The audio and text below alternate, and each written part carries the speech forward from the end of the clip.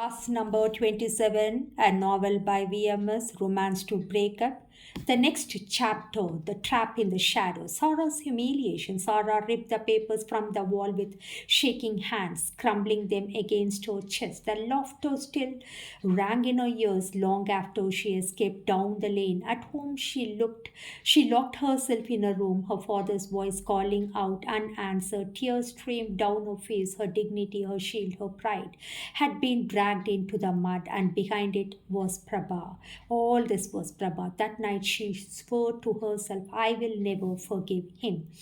The cornering. 2 nights later, after tuition, Sarah chose a quieter route home, avoiding the tea shop. The streets were dark, the air damp with the smell of rain. Her footsteps echoed, quick and nervous. Then she heard it, a whistle, a familiar voice singing a film line, soft but sharp as a knife. Her heart froze. From the alley. Prabha stepped out, his shirt half buttoned, his eyes bloodshot, his lips twisted in something between a smile and a snarl. You think you can walk away from me, Sarah? His voice was low, raw. You insult me in front of everyone. You spit on my love. You and still you think I will let you live in peace?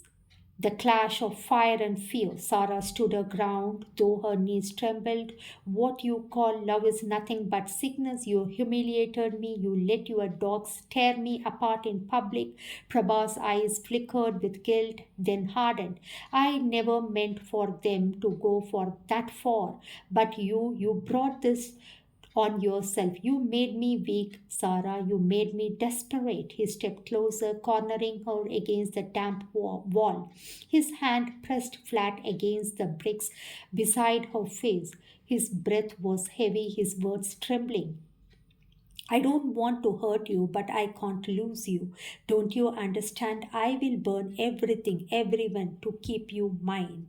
Sarah's defiance. Her fear surged, but so did her fury. She pushed his chest with all strength, her voice sharp and cutting. If you truly loved me, you would let me go. You would respect me. You would protect my dignity. But you are nothing more than a coward hiding behind obsession. For a moment, silence, his jaw clenched, his eyes softened with something almost like pain. Then he leaned closer, whispering hoarsely, one day, Sarah, one day you will say my name, not with hate, but with love. I will make sure of it. The escape. Sarah shouted past him, running into the night, her heart pounding like a war drum behind her. Prabha didn't chase. He stood in the shadows, torn between guilt, rage, and love, so twisted it no longer knew its own shape. For Sarah, the danger had grown unbearable. For Prabha, the game had only just begun. Now the stakes are razor sharp. Prabha had cornered Sarah privately, showing both his obsession and his crumbling sanity. Sarah's defiance keeps her dignity, but her safety is now fragile. Her father's discovery feels inevitable. The gang conflict will worsen, using Sarah as their weapon against Prabha. The vultures circle. Next chapter, the gang's resentment. Prabha was no longer the hero of 27R. His once loyal gang had fractured his reputation, cut down by Sarah's defiance. To some, he was still a leader. To others, he was a fool, weak, blinded by a girl. The two boys he had beaten most savagely during the fest had not forgotten. They wanted revenge not just on Prabha but on Sarah, the girl who had made the hero fall. Take her down, one spat, then watch him crumble. The trap. A week later, Sarah walked home from tuition as usual. The lanes were unusually quiet. She noticed too late footsteps behind her, laughter low and mocking. When she turned, three of Prabha's former men blocked her path. Their smiles were sharp, their eyes glittering with cruelty. Well, one sneered. The IAS prince is walking all alone. Another dangled something in his hand, her diary page, one of the humiliating ones they had not burned. Such pretty words about love. Wonder what your father would say if he read this in public. Sarah's throat went dry. She tried to push past them, but they closed in, their voice dropping into filth. The rescue, but at a cost. Suddenly a roar spilled in the night. Lever, Prabha. He came at them like a storm, fist flying, his body crashing against theirs in blind rage. The lane echoed with shouts, blood, the sound of bones cracking. Sarah stood frozen, heart hammering, torn between fear and relief. When it ended, two of the boys lay writhing on the ground, the third fleeing into the darkness. Prabha turned to her, his face bloodied, eyes wild. See, Sarah, he panted. This is what happens when you are not with me. They will destroy you. Only I can keep you safe. The spiral tightens.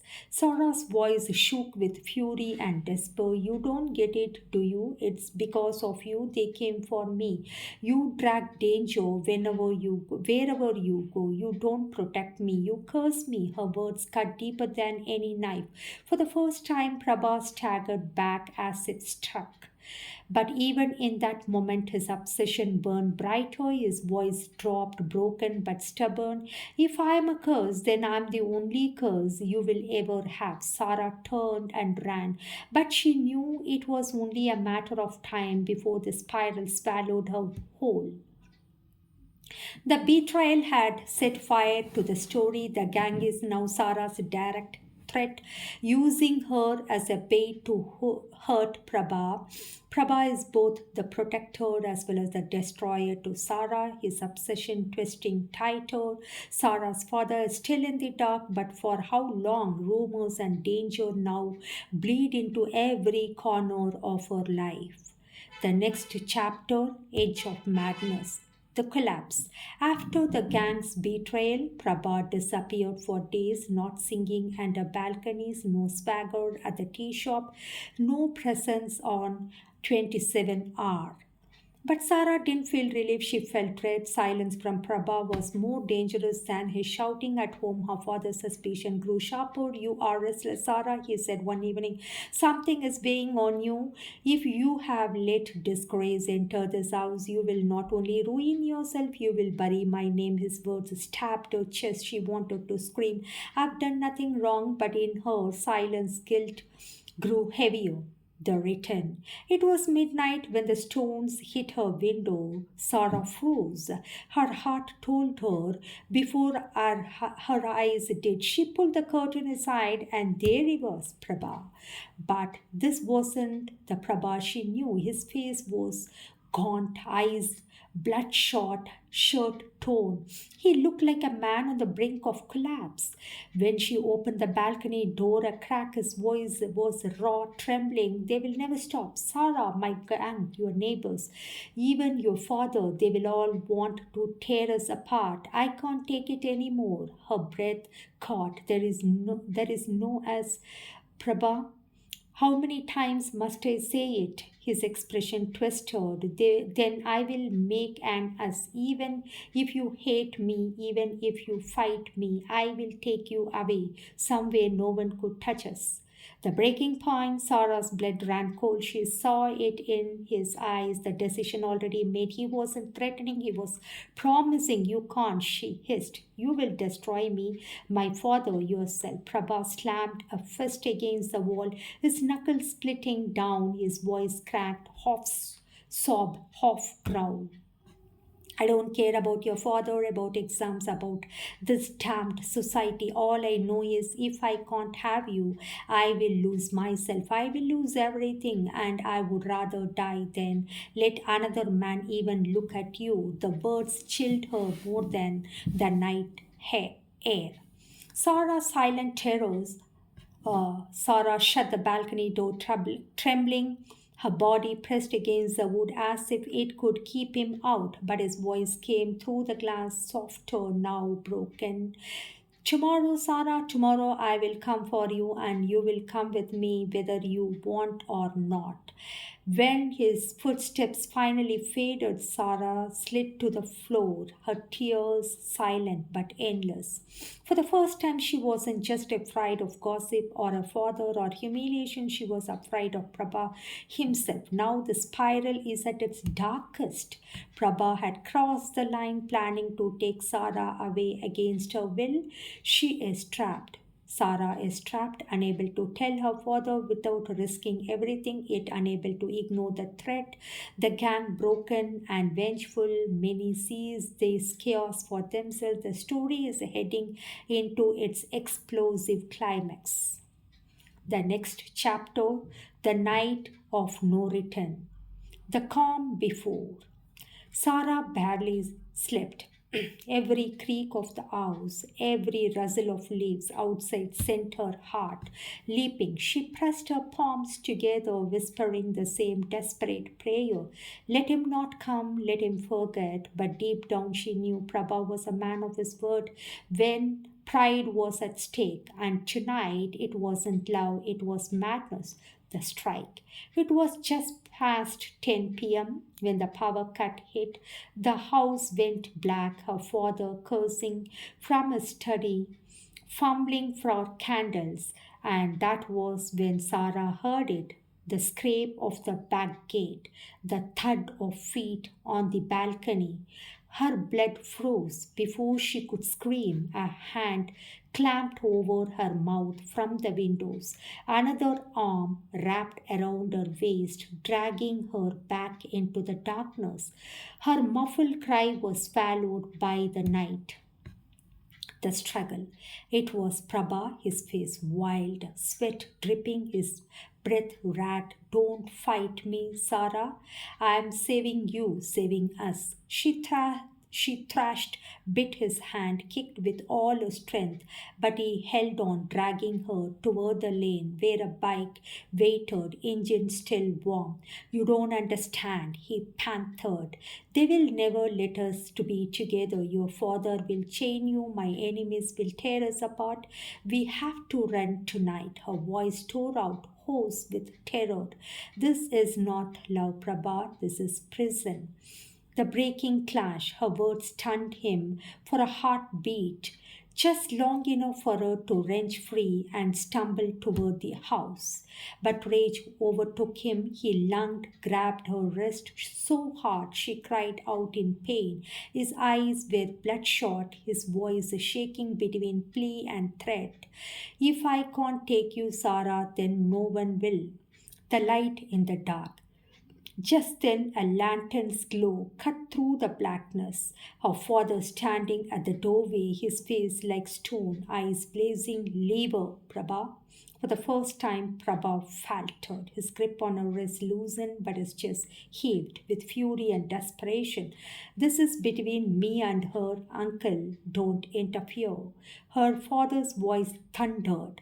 You dare step into my house, lay hands on my child. You want to prove yourself a man, then face me, not her. The silence that followed was suffocating. Sarah could hear her own heartbeat, feel the tremor in Prabha's body as his pride and obsession weighed inside him. The moment suspended. Would he fight her father? Would he drag her into the night anyway? Or would this be the moment his madness finally broke? Sarah, trembling in her father's shadow, knew one truth. Whatever happened next would decide not just her future, but whether Prabha would walk away a man or destroy them both. The abduction attempt in the darkest point, yet not everything hangs by a thread. Prabha is cornered between love, pride, and rage. Sarah's father entered the battlefield at last. Sarah herself stands at the center, torn between fear, fury, and a silver of forbidden love that still lingers. The voice that cut the next chapter. A triangle of fire, the lantern's flame flickered, throwing shadows against the balcony wall, and Sarah's father stood tall, his authority like a blade. Prabha, panting and blood-dyed, clutched her wrist with trembling fingers, half anchor, half shackle. The silence was unbearable. The street dogs barked in the distance. A moth battered itself against the lantern glass. And then Sarah, breath racked, spoke. The plea, the strike, Prabha, look at yourself. Her voice was not trembling now, it was low, steady, cutting through his fevered mind. You used to be the star of the street. Every girl dreamed of you, every boy followed you. But now, look, they laugh, they hate. You have become nothing but a shadow, a man chasing ghosts. Prabha's lips parted, confusion flashing in his eyes. He tightened his grip on her wrist, but softer now, like he was afraid to let go. You say you love me, Sarah went on, tears shining in her eyes. But love is not this, Prabha. Love does not drag a woman into the dark. Love does not strip her dignity. Love does not turn her dreams into chains. The shattered mirror. Her words stuck like hammers. Prabha's breath hitched, his voice darting between Sarah and her father, between the girl he climbed to love and the man who embodied everything he wanted to defy. For the first time, doubt cracked his madness. He saw himself reflected in Sarah's gaze, not as a hero of 27 or not as a singer adored by girls, but a broken, desperate boy clutching at something he could never own. His hand trembled, his grip loosened.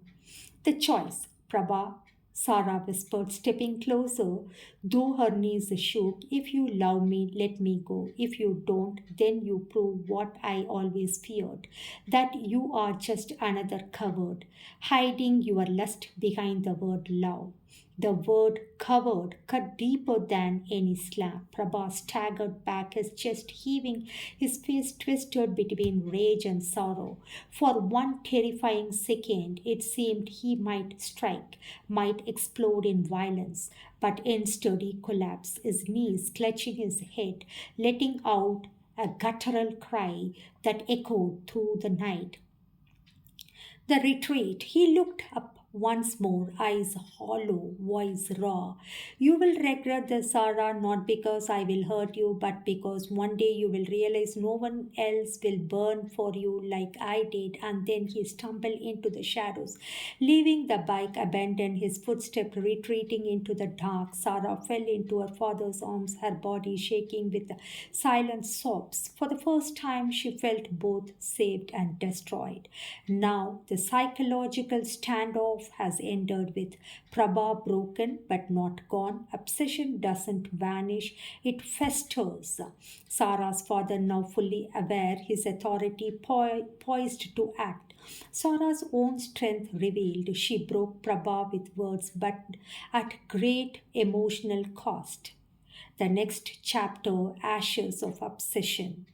The vanishing. After the night of the attempted abduction, Prabha vanished from Sarah Street. The gang muttered about him at the tea shop. Some said he had fled to Kerala to hide from the shame. Others whispered he was drinking himself into oblivion. Sarah prayed it was true, but deep down she knew men like Prabha did not disappear. They lingered like smoke, shapeless, choking, waiting for the right wind to return. The descent, Prabha no longer sang his voice once. The charm of 27 hour now cracked from drink and sleepless nights. He lived in the shadows of dingy bars in the company of men who thrived on violence. They fed his rage. She humiliated you. She chose her father's pride over your love. She made you a joker, and every word was poison, sinking deeper, twisting his pain into vengeance. Prabha stopped talking about love. He started talking about ruin. The first strike It began subtly, whispers in college corridors, scribbles on walls near tuition, IS princess, not so pure, a rumor seeded carefully that Sarah had once been seen riding Prabha's bike late at night. Sarah ignored them, burying herself in books, but each word was a dagger. His classmates looked at her differently. Her father's eyes grew sharper, colder. Your name is being dragged through the mud. He thundered one evening. What are you hiding from me, Sarah? She bit her tongue till it bled. To confess the truth meant fire.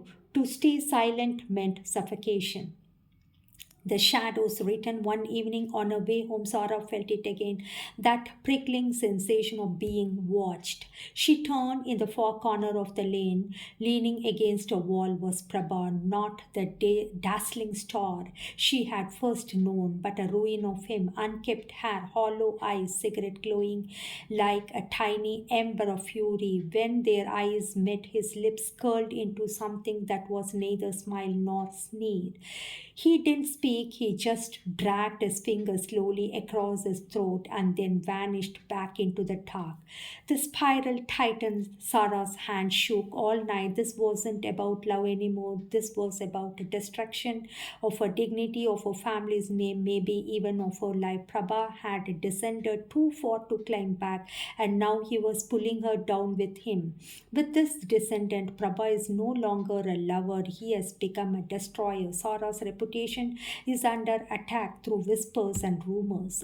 Her father's trust is crackling and suspicion replacing affection. Prabha himself has become unpredictable, lurking like a predator in the dark.